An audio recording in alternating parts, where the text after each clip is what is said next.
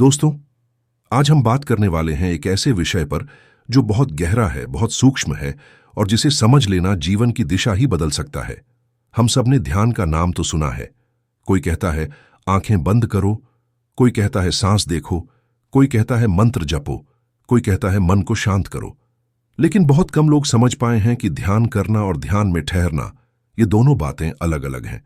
ध्यान कोई काम नहीं है जो किया जाए। ध्यान तो वह अवस्था है जिसमें सब करना समाप्त हो जाता है।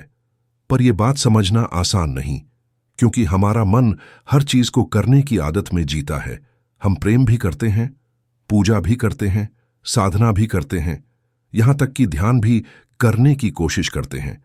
लेकिन जो चीज करने से आती है वह मन से आती है, और ध्यान मन से नहीं आता।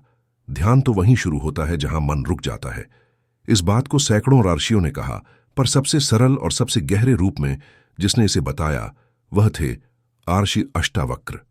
आज हम अष्टावक्र गीता की उसी सच्ची कहानी को समझेंगे, जहां एक राजा सब कुछ होने के बावजूद बेचैन था, और एक अर्श ने उसे दिखाया कि जो कुछ वह खोज रहा था वह पहले से उसके भीतर है। और साथ ही हम यह जानेंगे कि असली ध्यान क्या है, क्यों ध्यान करना नहीं होता बल्कि ध्यान में ठहरना होता है। बहुत समय पहले की बात है। मिथिला के महान राजा जनक, धन, वैभव, यश, ज्ञान, शास्त्र सब कुछ उनके पास था। कहते हैं उनके दरबार में सैकड़ों विद्वान रहते थे। कोई ऐसा प्रश्न नहीं था जिसका उत्तर उन्हें ज्ञात न हो। लेकिन भीतर भीतर एक अधूरापन था। रात को जब वे अकेले होते तो अपने आप से पूछते, जो कुछ मैं जानता हूं, जो कुछ मैंने पाया है, क्या वही सब है या कुछ और भी है जो इससे परे है? मन में एक गहरी बेचैनी रहती थी। वे कहते, मुझे सब मिला पर शांति नहीं मिली। एक दिन राजा जनक अपने महल की छत पर टहल रहे थे। नीचे उनका विशाल राज्य फैला हुआ था। सैनिकों की टुकड़ियां, सेवक, संगीत, नर्तकियां, सब चल रहा था। अचानक एक प्रश्न उनके भीतर उठा, अगर यह सब एक क्षण में समाप्त हो जाए तो क्या बचेगा? और जब यह सब नहीं रहेगा तो मैं कहां रहूंगा? बस वही क्षण था जब उनके भीतर की तलाश जाग उठी। उन्होंने दूसरे दिन पूरे राज्य में घोषणा करवा दी, जो व्यक्ति मुझे यह बता दे कि मैं कौन हूं, उसे मैं आधा राज्य दे दूंगा। विद्वान आने लगे। कोई वेद सुनाता, कोई उपनिषद उद्धृत करता, कोई तर्क देता, कोई मंत्र पढ़ता, लेकिन हर उत्तर किताबों से आता था, अनुभव से नहीं।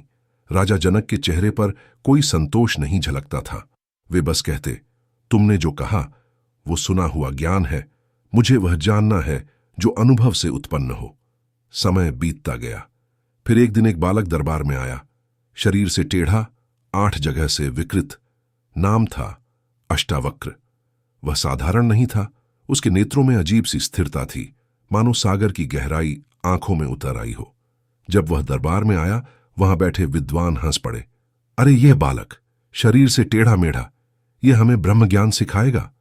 अष्टावक्र मुस्कुराए, बोले, मैं तो यहां ज्ञान देने आया था, पर लगता है यहां सब लोग शरीर को ही ज्ञान समझ बैठे हैं। राजा जनक चौंक गए। उन्होंने पूछा, बालक, तू कौन है? अष्टावक्र बोले, मैं वही हूं जो शरीर नहीं है, मन नहीं है, पर सबको देख रहा है। राजा जनक ने कहा, तो क्या तू मुझे वो बता सकता है जो मैं जानना चाहता हूं? अष्टावक्र ने शांत स्वर में कहा, हां महाराज, पर उसके लिए आपको सुनना नहीं, ठहरना पड़ेगा। राजा जनक ने कहा, ठीक है, जो भी कहो वो करूंगा। अष्टावक्र बोले, पहले चलो इस दरबार से बाहर। दोनों एकांत में गए। जनक ने पूछा, अब बताओ गुरु, आत्मा क्या है? अष्टावक्र बोले, राजन, पहले यह देखो कि तुम कौन नहीं हो। तुम यह शरीर नहीं हो, क्योंकि यह बदलता रहता है। तुम यह मन नहीं हो, क्योंकि यह उठता और गिरता रहता है। तुम यह विचार नहीं हो, क्योंकि यह आता और चला जाता है। तुम वह हो जो यह सब देख रहा है, वह साक्षी, और वह साक्षी कभी नहीं बदलता। जनक बोले, तो क्या मुझे उस साक्षी को पाने के लिए ध्यान करना होगा? अष्टावक्र हंसे, ध्यान करना भी एक क्रिया है, और क्रिया करने वाला कौन है? मन। जो स्वयं बेचैन है वह शांति कैसे लाएगा? ध्यान को मत करो, ध्यान में रुको। राजा जनक चुप हो गए। उन्होंने अपनी आंखें बंद की। पहले तो विचारों की भीड़ आई, राज्य, परिवार, युद्ध, नाम, यश, सब घूमने लगा। पर अष्टावक्र बोले, उन्हें मत रोकना, मत पकड़ना, बस देखो। धीरे धीरे जैसे कोई नदी खुद शांत हो जाए, वैसे ही जनक के भीतर सब थम गया। कोई विचार नहीं, कोई प्रयास नहीं, सिर्फ एक मौन, जीवंत, गहरा, असीम। कहते हैं उसी क्षण जनक को ब्रह्म ज्ञान प्राप्त हुआ। उन्होंने आंखें खोलीं, उनके चेहरे पर मुस्कान थी। उन्होंने कहा, अब मुझे कुछ पाने की आवश्यकता नहीं रही, जो मैं खोज रहा था वही तो मैं हूं। अष्टावक्र मुस्कुराए। महाराज, यही है आत्म साक्षात्कार, यही है ध्यान। फिर उन्होंने कहा, ध्यान कोई ऐसी चीज नहीं जो तुम करते हो, ध्यान तो तुम्हारा स्वभाव है। जब तुम सब कुछ छोड़ देते हो, यहां तक कि ध्यान करने की इच्छा भी, तब ध्यान घटता है। ध्यान प्रयास नहीं, अस्तित्व है। राजा जनक बोले, लेकिन लोग तो कहते हैं ध्यान करो, आंखें बंद करो, श्वास पर ध्यान दो, मंत्र जपो। क्या वो सब गलत है? अष्टावक्र बोले, गलत नहीं है, लेकिन वो शुरुआत है, अंत नहीं।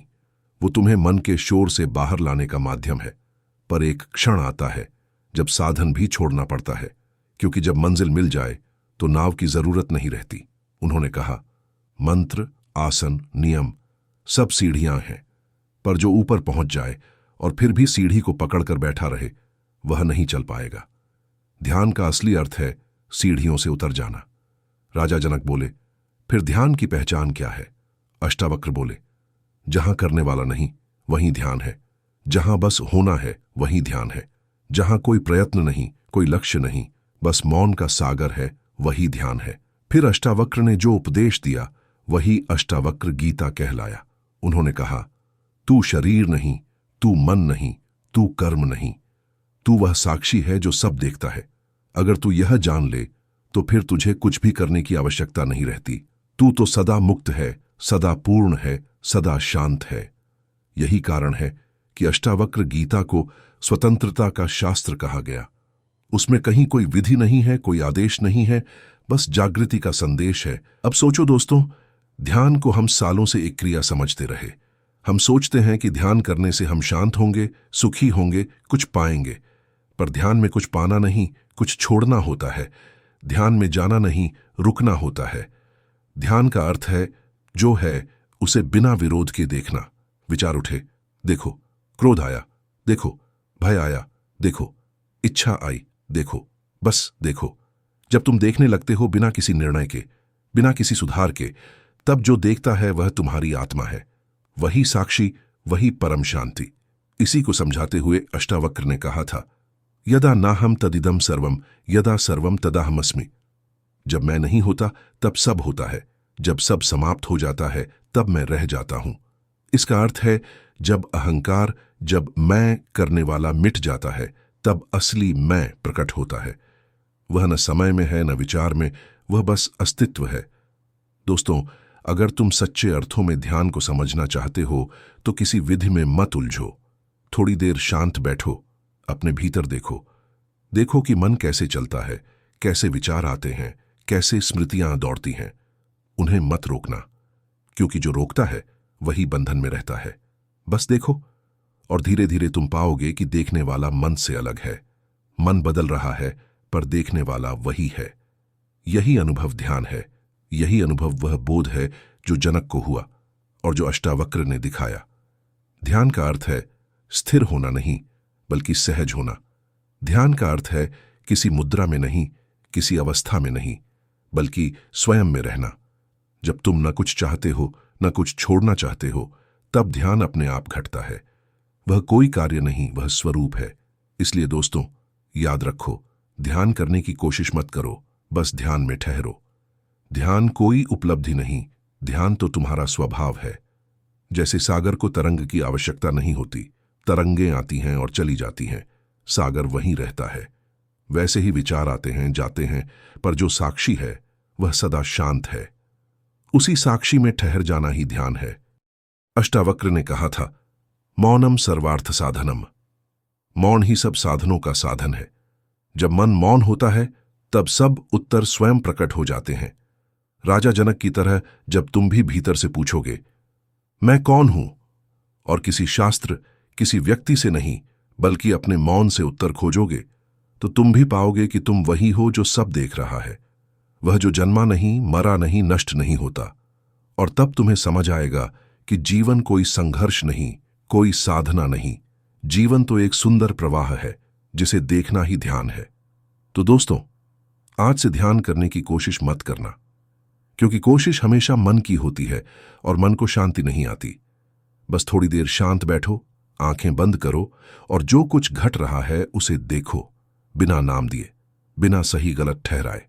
बस देखो, वहीं से शुरुआत होती है ध्यान में ठहरने की। और यही है अष्टावक्र गीता का अमर संदेश कि मुक्ति पाने के लिए कुछ करना नहीं है, बल्कि जो कुछ करने की प्रवृत्ति है उसे देखना है। जो कुछ तुम सोचते हो, जो कुछ तुम बनना चाहते हो, सबको देखो और धीरे धीरे तुम खुद से बाहर नहीं, खुद में उतरने लगोगे। यही सच्चा ध्यान है और यही वह सत्य है जो जनक को भीतर से मुक्त कर गया, जो हर साधक को किसी दिन भीतर से मुक्त कर देता है, जब वह समझ लेता है कि ध्यान कोई क्रिया नहीं, बल्कि स्वयं का साक्षात्कार है।